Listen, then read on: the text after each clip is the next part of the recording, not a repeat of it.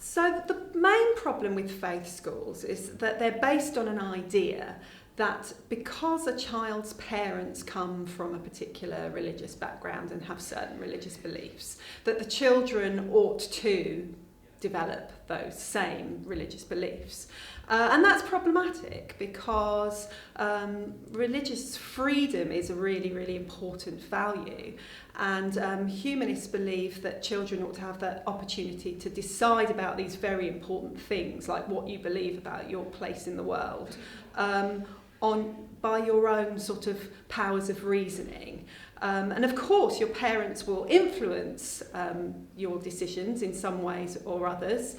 Some of them will be more obvious than others, but they shouldn't be able to enforce their faith upon you. And faith schools are sort of set up with that as a kind of underlying premise, I guess. Unfortunately, faith schools, which make up a third of state-funded schools in England and Wales, are allowed to teach a faith-based doctrinaire version of RE. They are, in other words, allowed to proselytise in line with their religion or denomination. And we see that as problematic because children, regardless of the school that they have been sent to, regardless of the background that they're from, have rights. And one of those rights is freedom of religion or belief and freedom of conscience. And if they are being proselytised to at an early age, an age where maybe they don't quite have the faculties to identify what is a claim and what is a fact, then that freedom of religion or belief is being taken away from them.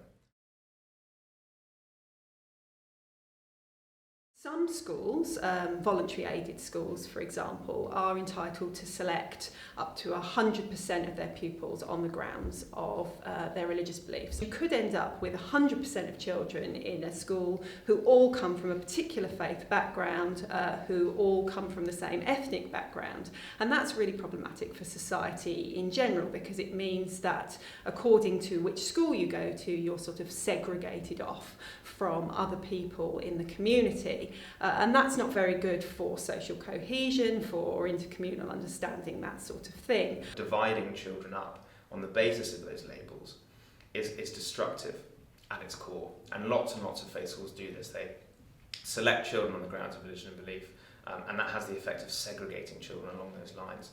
And that is just completely destructive for social cohesion, for integration, for mutual understanding and respect between people of different religions and beliefs. So we believe, of course, that all schools should be completely open and inclusive. Also leads to problems like parents pretending to have religious beliefs that they don't have in order to get into certain schools. Now, that might be entirely understandable because parents are very caring and they want the best for their children and they want to get the best school for them. But the problem is that the sort of segregation and separation that goes on through these admissions policies also leads to those schools seeming better when actually it's just that they're kind of selecting pupils by the back door. It might be a reasonable position to say, for a parent to say that they want their children to be raised in line with their original belief. Parents have that right. That right is enshrined in the European Convention of Human Rights.